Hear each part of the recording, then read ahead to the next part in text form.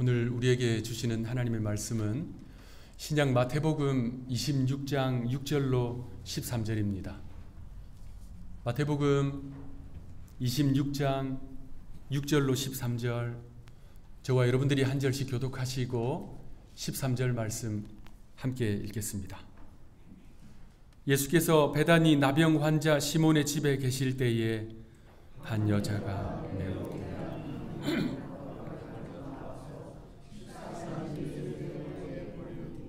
제자들이 보고 분개하여 이르되 무슨 의도로 이것을 허비하느냐, 이것을 비싼 값에 팔아 가난한 자들에게 줄 수 있었겠도다 하거늘. 예수께서 아시고 그들에게 이르시되 너희가 어찌하여 이 여자를 괴롭게 하느냐, 그가 내게 좋은 일을 하였느니라. 가난한 자들은 항상 너희와 함께 있거니와 나는 항상 함께 있지. 이 여자가 내 몸에 이 향유를 부은 것은 내 장례를 위하여 함이니라. 내가 진실로 너희에게 이르노니 온 천하가 있어든지 이 복음이 전파되는 곳에서는 이 여자가 행한 일도 말하여 그를 기억하리라 하시니라. 아멘. 꽃나무 가운데요, 서향이라는 이름의 꽃나무가 있습니다. 여러분 보실 수 있도록 화면을 준비했습니다. 이렇게 생긴 꽃나무예요. 작은 꽃들이 핍니다. 저는 이 서향 꽃나무에 익숙합니다. 제가 자란 시골집 앞마당에 이 나무가 심겨져 있었습니다. 제가 국민학교 들어가기 전으로 기억하는데요. 어느 날 아버지께서 앙상하고 이파리 몇 개 달려있는 나무 하나를 가지고 오셨습니다. 그것을 축담 앞에 앞마당에 심으셨어요. 어린 제가 보아도 그렇게 썩 볼품이 있는 나무는 아니었습니다. 그래서 크게 관심을 갖지는 않았는데요. 근데 이 나무가 그해 겨울을 지나고 이듬해 봄이 되자 잎이 피어났습니다. 그리고 저런 꽃들이 피었어요. 자주색 물감을 흩어 뿌려놓은 듯한 저 작은 꽃들이요, 향기가 정말 좋더라고요. 봄에 저 꽃이 피어나는데요, 학교를 마치고 친구들하고 해질 때까지 놀다가 이제 해질 무렵에 집으로 돌아오는데 벌써 골목 입구에서부터 저 향기가 났던 기억이 있습니다. 그래서 저 서향, 저 꽃나무의 별명이 있습니다. 천리향이라고 불러요. 향기가 천리까지 간다라는 거지요. 저는 그 어린 시절에 저 서향, 천리향의 그 향기를 참 좋다라고 느꼈던 기억이 지금도 생생합니다. 유대 땅 베다니라고 하는 작은 동네에 향기로 가득 찬 한 집이 있었습니다. 오늘 본문은 우리를 그 현장으로 초대해 줍니다. 6월절이 다가오는 어느 날, 예루살렘에서 멀지 않은 이 베다니라고 하는 동네에 사는 시몬이라고 하는 사람이 예수님과 제자들을 자신의 집에 식사 초대했습니다. 시몬은요, 그 마음에 예수님을 향한 고마움이 참 컸어요. 왜냐하면 예수님이 이 시몬의 문둥병, 나병을 치료해 주셨거든요. 당시 유대인들에게 있어서 나병은요, 하나님의 저주의 결과라고 여겼습니다. 그래서 그들을 부정하다라고 여겼어요. 그들 스스로도 입술을 가리고 나는 부정한 사람입니다 라고 외쳐야 됐습니다. 나병 환자가 살았던 집은 폐쇄가 되었고요. 그들이 입었던 옷은 불태워졌습니다. 그들은 가족과 함께 살 수 없었어요. 인적이 드문 곳에 홀로 외로이 살아야만 했습니다. 언제까지요? 그 병이 치료될 때까지. 그런데 당시 이 나병은 치료되는 경우가 거의 없었습니다. 그래서 일단 이 병에 걸린 사람들은 사람이 없는 곳에 가서 외로이 살다가 지나가는 사람들에게 구걸하면서 죽을 때까지 그렇게 살아야만 했습니다. 자, 그랬던 시몬이 그 병에서 치유가 됐어요. 예수님으로 말미암아 치유가 됐어요. 얼마나 감사해요. 이 치유된 시몬이요, 자신의 마을 베다니로 돌아왔습니다. 그런데 그 마을 사람들은 여전히 그를 문둥이 시몬이라고 불렀어요. 예수님과 제자들이 6월절 절기를 지키기 위해서 예루살렘 성전으로 오신다는 소식을 시몬이 들었습니다. 그래서 주님과 제자들을 자신의 집에 초대했지요. 주님은 그의 초대를 기뻐하시면서 그 집으로 가셨습니다. 시몬은 주님을 위해서, 제자들을 위해서 정성을 다해서 식사를 준비해서 대접했습니다. 그 식사가 끝날 즈음에 그 집에 문이 열리더니 초대받지 않은 한 여인이 그 집 안으로 들어왔습니다. 그 여인의 손에는요, 아주 고귀한 향유가 담겨있는 옥합 하나가 들려 있었습니다. 그 나드 향유는요, 팔레스타인 지역에서 생산되는 것이 아니었습니다. 저 멀리 인도 히말라야 고산지대에서 자라는 그 식물의 뿌리에서 추출하는 거였어요. 그것이 산 넘고 물 건너서 이 팔레스타인 지역까지 수입이 되었습니다. 그때도 지금처럼 상호 관세가 있었는지는 잘 모르겠지만 아주 비싼 가격에 판매가 되었어요. 시몬의 집에 있던 사람들은 갑작스러운 그녀의 등장에 모두 의아해하면서 바라보았습니다. 그런데 이 여인은요, 이미 굳은 결심을 한 것처럼 주님을 향해서 가까이 나아가기 시작했습니다. 그리고 그 옥합을 봉인해 놓은 것을 깨트렸습니다. 나드 향유는 휘발성이 아주 강해요. 그래서 뚜껑을 열어놓으면 금방 공기 중으로 날아가 버립니다. 그래서 꿀벌집을 녹여서 만든 밀랍으로 단단히 봉인을 해 두었습니다. 이 여인은 그 밀랍 봉인을 깨트린 거예요. 그러더니 그 나드 향유를 예수님의 머리 위에 부었습니다. 나드 향유 한 근을 온전히 주님께 부었습니다. 향유 한 근은 당시 1리트라에 해당되는 양이었습니다. 1리트라는 이 생수병의 4분의 3 정도 되는 양이에요.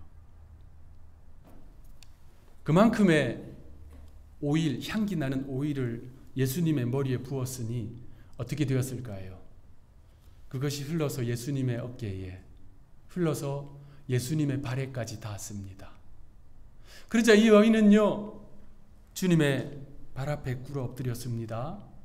그리고 자신의 머리카락으로 예수님의 발에까지 흘러내린 그 향유를 묻혀서 주님의 발을 닦아 드렸습니다. 그 순간 이 시몬의 집에는 나드 향기, 그 향기가요, 굉장히 묵직하고 따뜻한 향기입니다. 그 향기로 가득하게 되었습니다. 그런데 그 모습을 지켜보던 그곳에 있던 사람들의 시선은 곱지 않았습니다. 비판적인 시각으로 바라보았습니다. 그들 가운데 어떤 제자는 이렇게 화를 내었습니다. 아니, 저게 도대체 무슨 짓이야?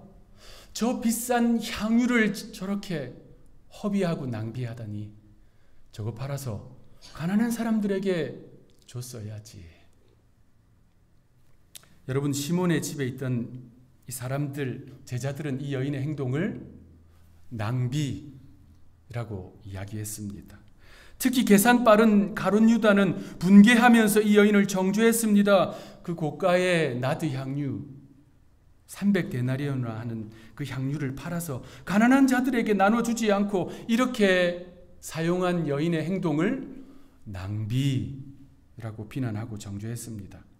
여러분, 300데나리온은요, 당시 일꾼의 1년 연봉입니다.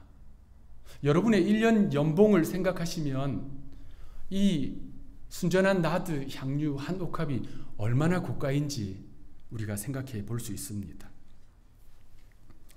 그렇게 낭비라고 비난했던 가룟 유다 그리고 제자들을 향해서 주님은요, 이 여인이 한 이 행동을 선한 일, 좋은 일, 아름다운 일, 순전한 예배라고 말씀하셨어요. 그 이유는 이 여인의 낭비는 거룩한 낭비이기 때문입니다. 1956년도에 미국 사회를 크게 충격에 빠뜨린 사건이 하나 일어났습니다. 여러분 가운데 기억하시는 분들도 계실 거예요. 5명의 미국인 젊은이들이 남미 에콰도르를 방문했다가 잔인하게 그 원주민들에게 살해를 당한 사건이었습니다. 그 젊은이들은 한결같이 다 명문대 출신의 인재들이었습니다. 그 가운데 한 명은 피튼 대학교를 수석으로 졸업한 짐 엘리엇이었지요. 그들은요, 한 번도 복음이 전해진 적이 없는 그 복음의 불모지로 복음을 전하기 위해 선교사로 그 땅에 간 것입니다. 그런데 너무나도 안타깝게도 그들은 그곳에 도착하자마자 복음도 제대로 전해보지 못하고 원주민들에 의해서 살해를 당한 것입니다.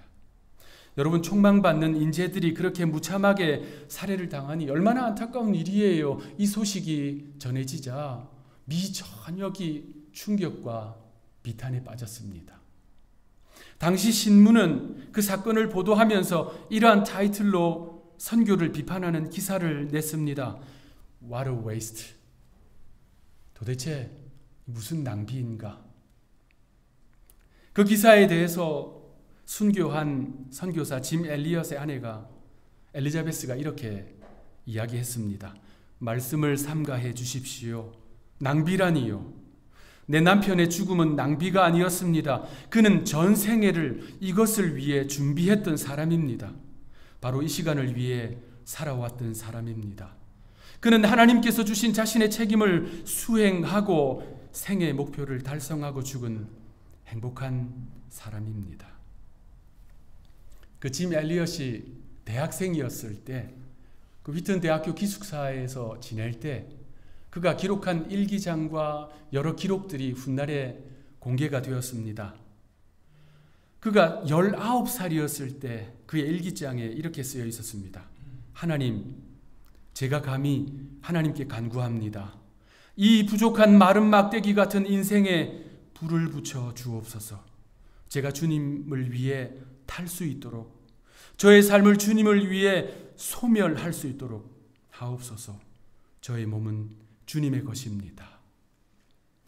마치 사도 바울이 자신을 주의 제단에 부어지는 전제와 같이 드린다고 고백했듯이 짐 엘리엇은요 19살의 나이로 하나님 앞에 그렇게 고백한 것입니다. 그리고 그가 22살이었던 1949년 10월 28일자 일기장에는 이런 글귀가 쓰여 있었습니다. 잃어버릴 수 없는 것을 얻기 위해 지킬 수 없는 것을 버리는 자는 결코 어리석은 자가 아니다. 여러분, 영원한 것을 얻기 위해서 결국에는 사라질 것들을 포기하는 사람, 어리석은 자가 아니지요. 오히려 아침 안개와 같이 사라질 것들, 그거 일생 쫓아가느라 영원한 것을 놓치고 있다면 그것이야말로 어리석은 일 아닐까요? 그 사건 이후에 짐 엘리엇 선교사의 부인 사모님 엘리자베스는 간호훈련을 받아요. 그리고 1년 후에 그 땅으로 들어갑니다. 아우카 부족의 땅으로 들어가요. 그곳에서 5년 동안 생활하면서 사람들을 치료해주고 복음을 전합니다. 5년 후에 그 지역을 떠나려고 하니까 그 아우카 부족의 추장이 물었습니다. 당신은 도대체 누구십니까? 저는 5년 전에 여러분들이 생명을 앗아간 그 선교사의 아내입니다. 저희 남편이 당신들에게 전해주고 싶어 했던 그 사랑, 그거 전해주기 위해 이곳에 왔습니다. 그 이후로 그 지역에 놀라운 변화가 일어났습니다. 수많은 교회가 세워졌고요. 특히 짐 엘리엇과 그의 친구들이 죽임당한 그 지역에 교회가 세워졌는데 그 교회의 담임 목사가 짐 엘리엇의 아들이었습니다.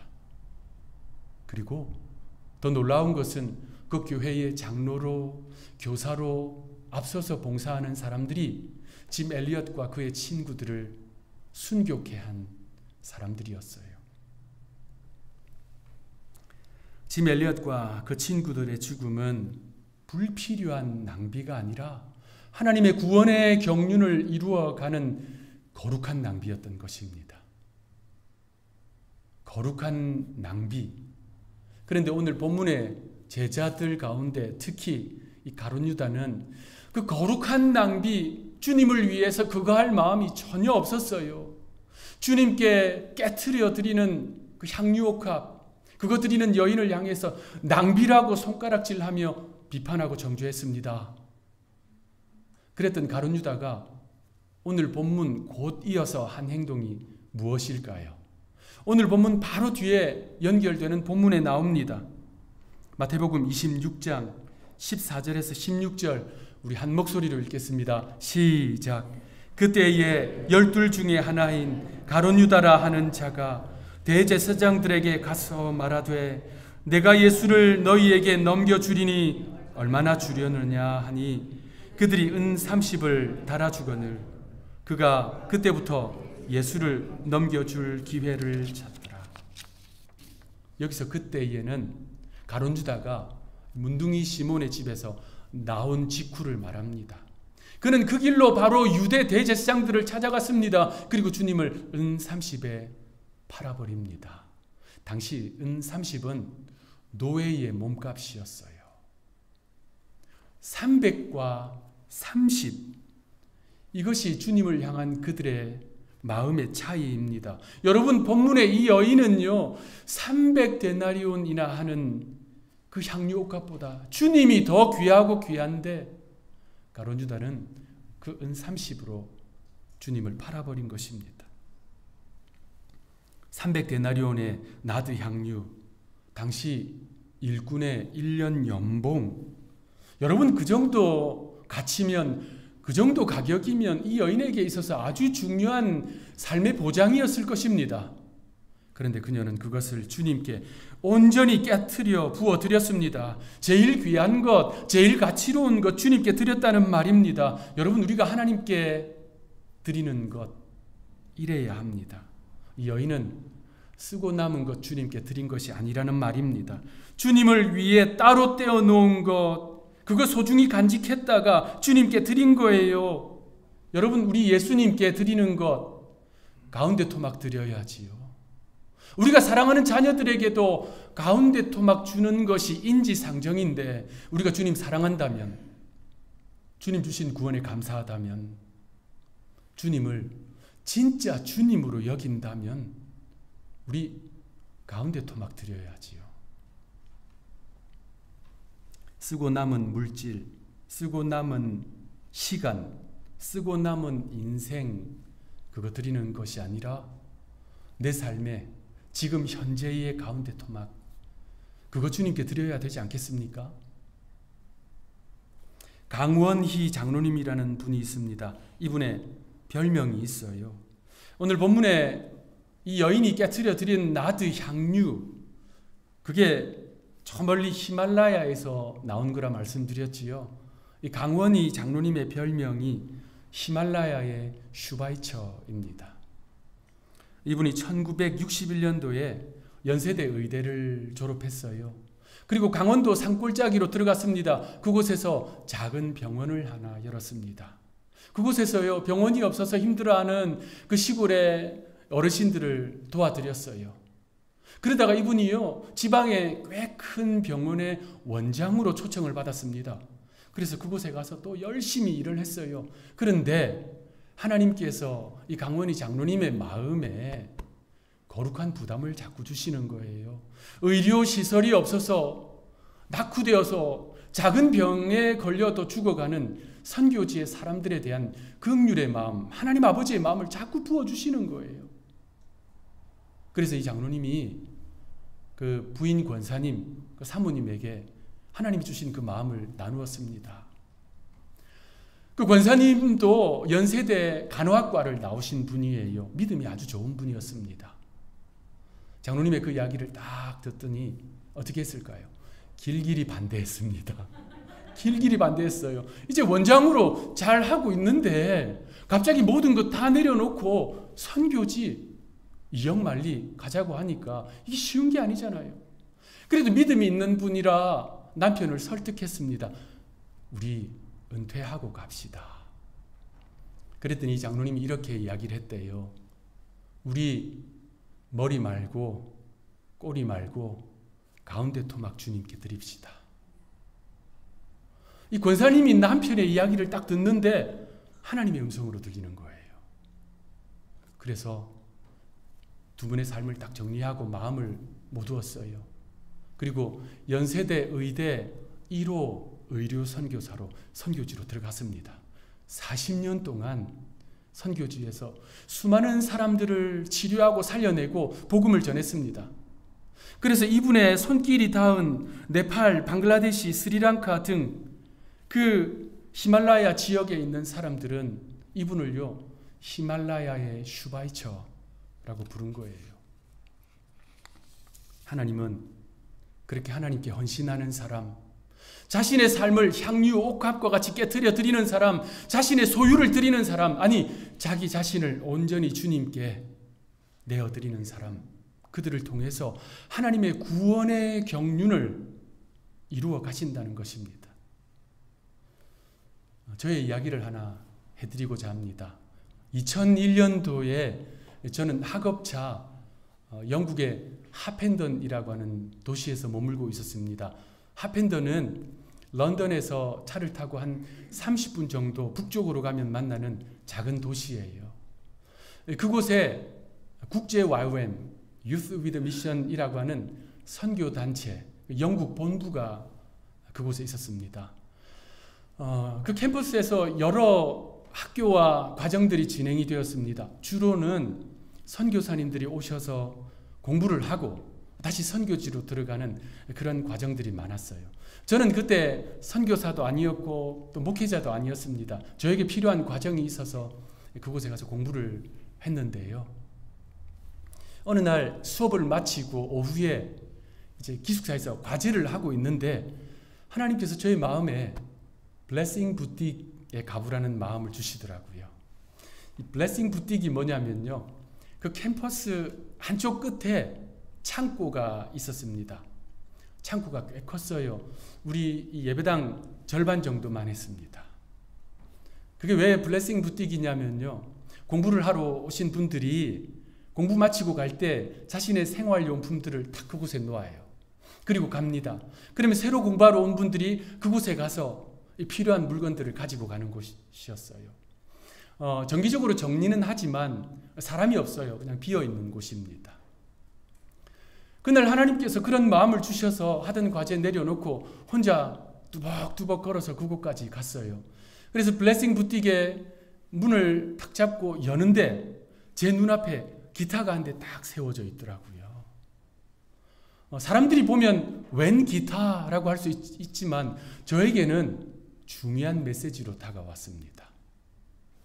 저는 그 기타의 원래 주인을 알고 있었어요. 독일 분이었는데 독일 선교사님이었습니다. 그래서 누가 실수로 여기 또 갖다 놨을 수도 있으니까 하는 마음으로 그거 들고 그분 찾아갔습니다. 찾아가서 기타를 딱 드리니까 빙그레 웃더라고요. 그러더니 그 기타로 한 곡 쫙 연주를 하더라고요. 그러고 나서 이야기를 했습니다. 자기가 왜 이 기타를 그곳에 갖다 놨는지. 그 전날 하나님께서 그분 마음에 너에게 있어서 소중한 것을 나를 위해 포기할 수 있느냐 라고 하는 마음을 주셨대요. 그래서 이분이 하나님이 주신 그 마음을 곰곰이 묵상하면서 기도했는데 기타가 탁 떠올랐대요. 자기에게 그 아주 소중한 기타였대요. 사실 고가의 기타입니다. 그래서 이분이요 하나님 순종하는 마음으로 사랑하는 마음으로 포기하는 마음으로 그 기타를 그곳에 갖다 놓은 거예요. 그리고 하루가 지났어요. 그 다음날 오후가 됐어요. 그때까지 아무도 그곳에 가지 않은 거예요. 아니 갔을 수도 있지요. 제가 알지 못하는데 누구라도 기타 필요하잖아요. 그런데 아무도 그거 손대지 않은 거예요. 제가 오후에 그곳에 딱 가서 문을 열고 기타를 보면서 한동안 멍하니 서 있었습니다. 사실 그때 저는요, 청년이었거든요. 다음 스텝을 놓고 기도하고 있었습니다. 제가 어떻게 하나님을 위해 살아드릴지 기도하고 있었어요. 그런데 그 기타가 하나님의 응답으로 저에게 다가왔습니다. 저는 그 기타를 계기로 영국에서의 과정을 마치고 그 기타 들고 노르웨이로 갔어요. 한 번도 가보지도 않은 노르웨이 그리므라드라고 하는 지역에 스쿨 오브 월십 예배 학교가 그때 딱 개설이 됐어요. 그래서 그 학교로 갔습니다. 그리고 그 과정을 마치고 선교팀을 꾸려서 아프리카로 선교를 갔어요. 그 기타 들고. 제가 그 기타를 들고 있으니까 그 팀의 찬양 인도를 맡았습니다. 그래서 케냐와 탄자니아 일대에서 사역을 했습니다. 그리고 하나님 앞에 목회자로 헌신을 했어요. 그 기타 들고 한국으로 돌아갔습니다. 신학교를 들어갔고요. 그리고 지금까지 목회자의 길을 걷고 있습니다. 그 독일 선교사님이 하나님께 순종하며 부어드린 자신의 향유옥합, 그것을 사랑의 빛, 헌신의 빛으로 기억하며 저는 감사하고 있습니다. 오늘 본문 베다니 시몬의 집에서 자신의 향유옥합을 깨트려 부어드린 이 여인, 그런데 그곳에 있었던 사람들은 곱지 않은 시선으로 바라보았습니다. 심지어 가룟 유다는 이 여인을 비난했습니다. 그런데 그들의 수군거림과 비난은 예수님의 조용하지만 단호한 말씀에 사그라듭니다. 오늘 본문 12절 13절 우리 예수님의 마음으로 함께 읽도록 하겠습니다. 시작. 이 여자가 내 몸에 이 향유를 부은 것은 내 장례를 위하여 함이니라. 내가 진실로 온 천하에 어디서든지 이 복음이 전파되는 곳에서는 이 여자가 행한 일도 말하여 그를 기억하리라 하시니라. 아멘. 주님은 이 여인이 깨트려 부어드린 이 향유, 순전한 나드 향유, 그거 곧 다가오는 주님의 장례식을 준비하는 것이다 말씀하셨습니다. 그리고 복음이 전파되는 곳, 그곳이 어디든지 이 여인의 행함이 같이 전해져서 기억되게 하라 말씀하셨어요. 그래서 이 여인의 이야기와 그녀가 주님께 깨트려 부어드린 나드 향기는 베다니 시몬의 집 담장을 넘어서서 이제는 천리까지 가는 향기, 아니 수말리 떨어져 있는 우리에게까지 전해지는 향기가 되었습니다. 말씀을 마무리하겠습니다. 어떤 사랑은 이기적입니다. 어떤 사랑은 계산적이에요. 그러나 어떤 사랑은 세상 눈엔 낭비처럼 보이지만 우리 하나님 앞에서는 향기로운 제물입니다. 자신을 온전히 내어주신 주님, 생명까지도 내어주신 주님을 위해서 여러분들이 드릴 향유옥합은 무엇입니까? 여러분의 사랑, 여러분의 헌신, 우리 주님은 그 향기 기억하십니다. 잊지 않으십니다. 그러므로 거룩한 낭비로 우리 주님을 높여드리고 그 구원의 경륜에 참여하는 주의 백성들이 되시기를 구주 예수님의 이름으로 축원합니다. 기도하겠습니다. 사랑하는 주님, 우리를 위해서 모든 것을 아낌없이 내어주신 주님, 우리가 주께 깨트려 드려야 할 향유옥합이 무엇인지 깨닫게 하옵소서. 그 드림으로 베다니 시몬의 집에 향기가 가득했듯 주의 몸된 교회와 우리의 삶의 자리에 주를 향한 사랑과 헌신의 향기가 가득하게 하옵소서. 우리를 위해 생명까지 내어주신 구주 예수님의 이름으로 간절히 기도하옵나이다. 아멘.